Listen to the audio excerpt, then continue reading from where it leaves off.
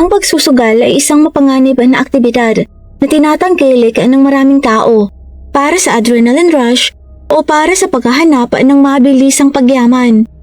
Ang pagsusugal ay madaling nakakahumaling at maaaring mag-alis ng sensitibong kumon ng isang tao, ang magtulak sa kanila na gumawa ng mga masasamang bagay. Ang kaso ngayon ay isa na nagpapakita ng hindi pagkakaunawaan sa pagsusugal na nauwi sa napakadilim na trahedya. Ito ay tungkol sa pamilyang pinaniniwala ang ginawang palaman sa mga tinapay na ibinebenta sa isang restaurant.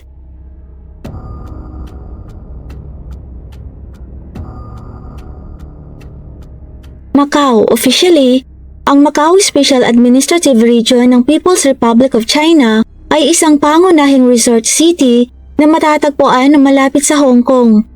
Sa pagkakaroon ng legal na pagsusugal noong 1850s, ang Macau ay isang nangungunang destinasyon para sa turismo ng pagsusugal at sinasabi pa na mas malaki kaysa sa Las Vegas sa United States.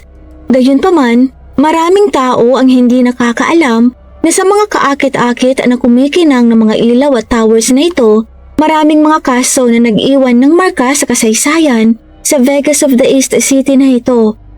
Naganap noong panahon na ang Macau ay nasa ilalim pa rin ng pamamahala ng Portuguese.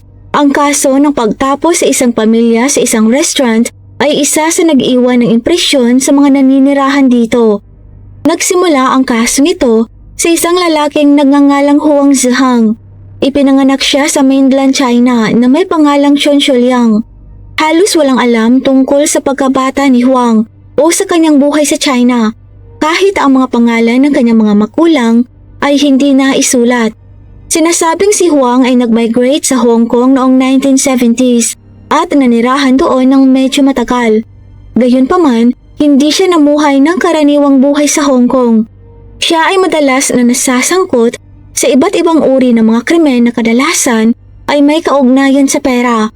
Bilang resulta, nagkaroon si Huang ng ilang pangalan kabilang ang kanyang pangalan ng kapanganakan, Chen Shuliang o Chen Yuliang. Tuloy-tuloy din ang kanyang pagtatago. Noong 1973, ang pagnanais ni Huang para sa pera ang nagtulak sa kanya na tumapos ng isang tao. Ayon sa mga ulat, ang lalaking ito na hindi pinangalanan ay may utang kay Huang ngunit hindi nagbayad. Pagod at galit sa pagsingil ng kanyang pera, pinuntahan ni Huang ang lalaki sa bahay nito sa Quarry Bay at iniligpit dahil ayaw magbayad ng pagkakautang sa kanya. Matapos ang insidente, tumakas si Huang papunta sa Guangzhou, Southern China. Upang matiyak na hindi siya kailanman maiuugnay sa krimen, pinutol ni Huang ang dulo ng kanyang kaliwang hintuturo at sinunog ang kanyang fingerprints. Si Huang ay umupa ng isang tirahan sa Guangzhou sa loob ng ilang taon. Dito nakilala niya ang anak ng may-ari ng paupahan na si Miss Lee. Sa huli ay naging malapit ang dalawa at nagplanong magpakasal. Gayunpaman, ang pamilya ng dalaga ay tutol sa relasyong ito. Nais nilang makasal si Lee sa isang mabuting lalaki. Dahil sa paningin nila, si Huang ay hindi isang mabuting tao. Sa kalaunan ay nagtana ng dalawa at tumakas papuntang Macau. Hindi nga nagtagal ay nasangkot si Huang sa mga isyu na may kinalaman sa illegal na gawain at sugal. Sa maraming taong nakilala ni Huang sa panahon ng kanyang pagkagumon sa pagsusukal, kabilang dito ang mag-asawang Zhang. Si Zhang Lin, isang 50 years old na lalaki, ay madalas na pumunta sa mga sugal kasama ang kanyang 47 years old na asawang si Chun Huiyi. Ang mag-asawa ay nagmamay-ari ng isang restaurant sa Iyahon, isang suburb ng Macau. Bago buksan ang kanyang restaurant, nagbenta si Zhang Lin ng mga street food. Ang restaurant ay pinamamahalaan ng kanyang buong pamilya. Ito ay isang matagumpay na negosyo. Ngunit si Zhang Lin at ang kanyang asawa ay kilala na isinusugal ang kanilang mga pera sa tuwing mayroon sila. Sa isang laban sa pagsusugal noong 1984, tumaya ng malalaking pera sina Huang at Zhang Lin.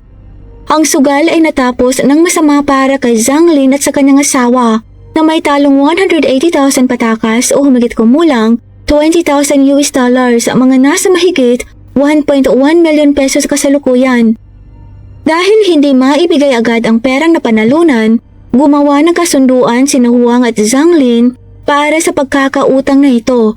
Nakasaad dito na ibibigay ni Zhang at ng kanyang pamilya kay Huang ang restaurant sakaling hindi nila mabayaran ng utang sa loob ng 1 taon.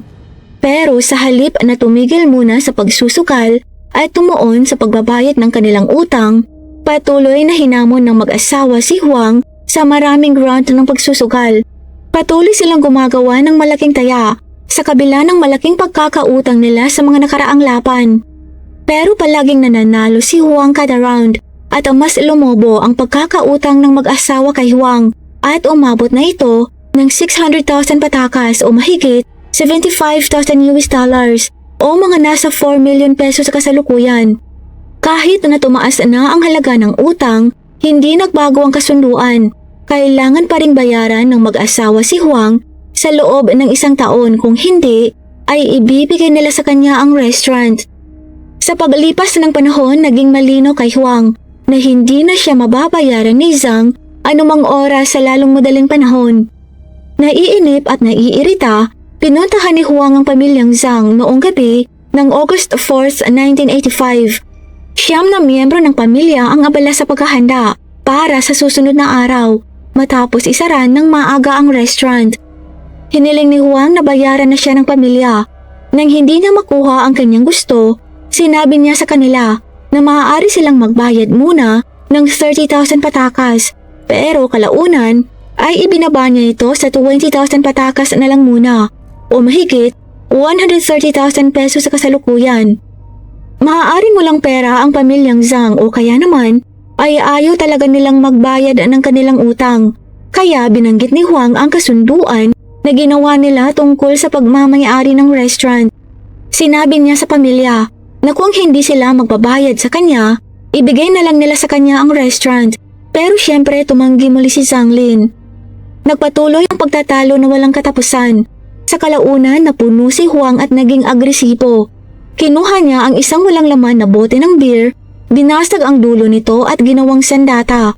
Saka kinaladkad niya ang 7 taong gulang na si Antonio Zhang Guande, ang nag-iisang anak na lalaki ng mag-asawang Zhang, at ginawang bihag.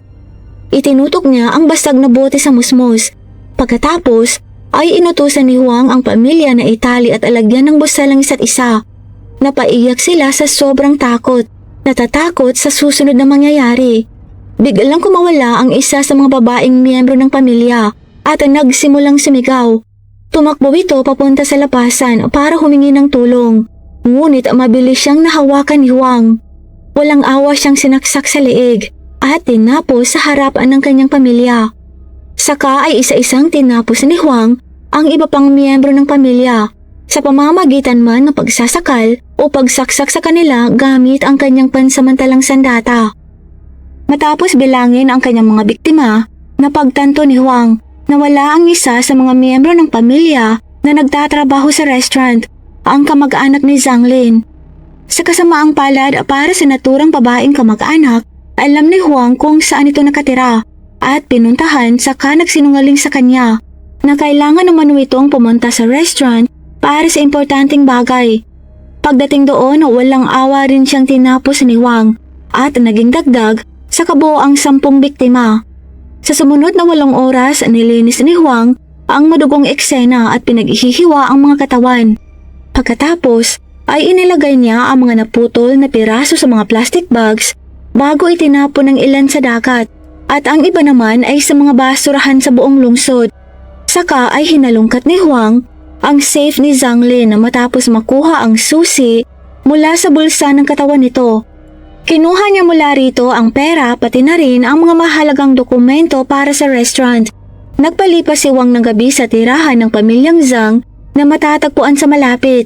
Pero ang pagkawala ng pamilyang Zhang ay hindi naman sa hindi napansin. Kinaumagahan natagpuan ng driver ng truck na nagdi-deliver ng mga sangkap at iba pang pangangailangang pang-araw-araw ang isang pirasong papel na nakakabit sa pintuan ng restaurant.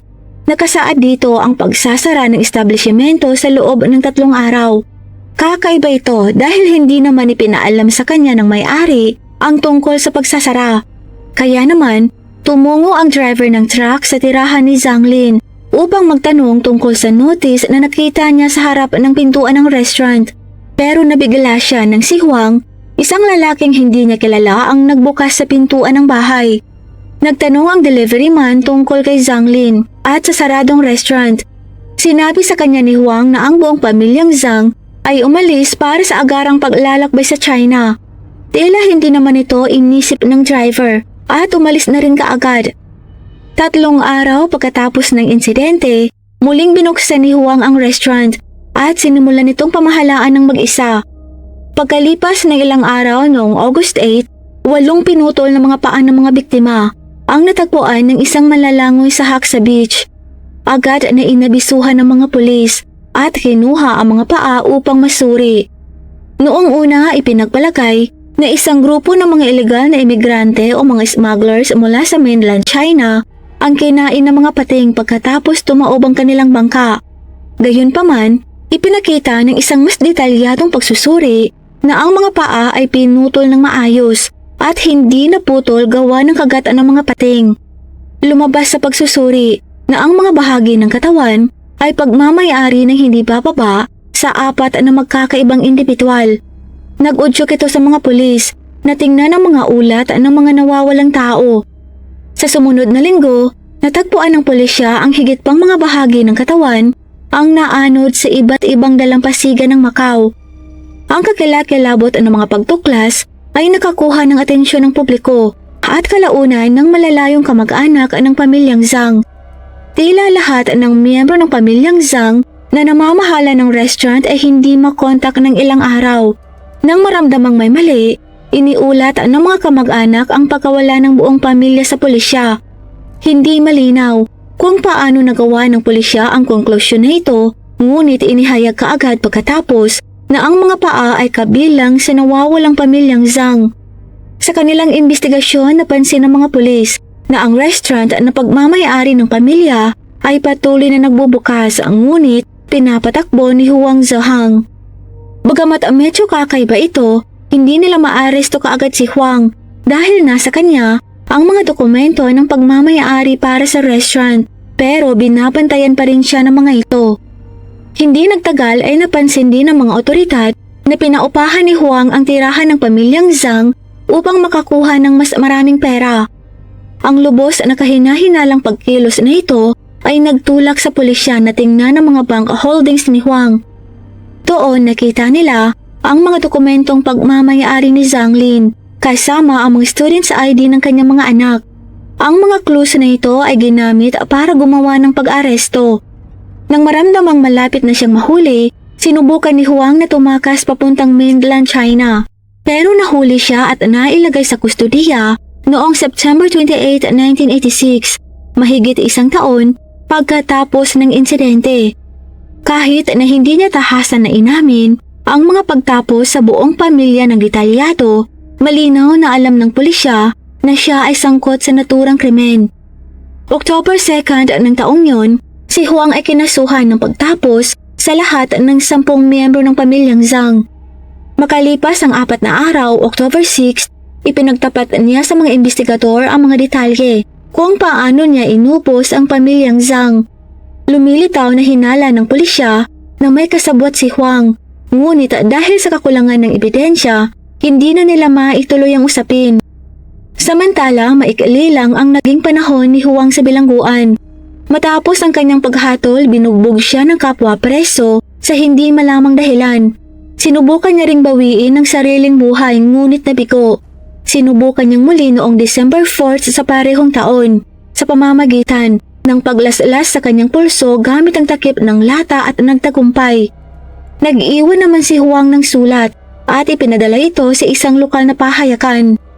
Ayon dito, hindi niya binawi ang kanyang buhay dahil sa bigat ng kanyang krimen, kundi dahil sa kanyang malalang hika at gusto niyang mawala ang karamdamang ito. Sa pagkawala ni Huang, nagsimulang umikot ang mga chismis. Lumitaw ang isang urban legend na nauugnay sa kung paano pinatakbo ni Huang ang restaurant matapos iligpit ang mga may-ari nito. Sinabi ng mga tao na kinuha ni Huang ang mga laman ng mga biktima, tinadtad at ginawang palaman para sa mga pork buns na ibinenta sa mga customers. Ito ay para umano mas madaling mailigpit ang mga katawan. Ang urban legend na ito ay kilala sa mga lokal At ang ilan ay natakot pa sa katotohanan na kumain sila sa restaurant pagkatapos ng malagim na insidente. Kung matatandaan, ang mga paa lamang ang natagpuan, kaya ano ang nangyari sa iba pang bahagi ng katawan. Ang urban legend na ito at ang krimen mismo ay ginawang pelikula noong 1993 na pinamagatang Untold Story. Ang pelikula ay naglalarawan ng isang madilim at fictionalized na version ng krimen. Ang restaurant ay tuluyang isinara ng pulisya. Nang maglaon, naibenta ito ng maraming beses sa iba't ibang mga may-ari. Habang ang restaurant at ang apartment sa itaas nito ay halos inabandona na, naging bahagi ito ng Bakshin Hotel. Ang trahedya at nakakakilabot na kwentong ito ng pagtapos sa pamilyang Zhang ay nakalimutan na ng marami. Ngunit dapat pa rin nating alalahanin ng mga biktima at manalangin naway magpahinga sila sa kapayapaan ngayong wala na rin ang taong may pananagutan na si Huang. Shoutout po kina Macbor at kay Linty from Iloilo City. Ito lang po para sa araw na ito. Maraming salamat po sa panonood. Mag-ingat po tayong lahat.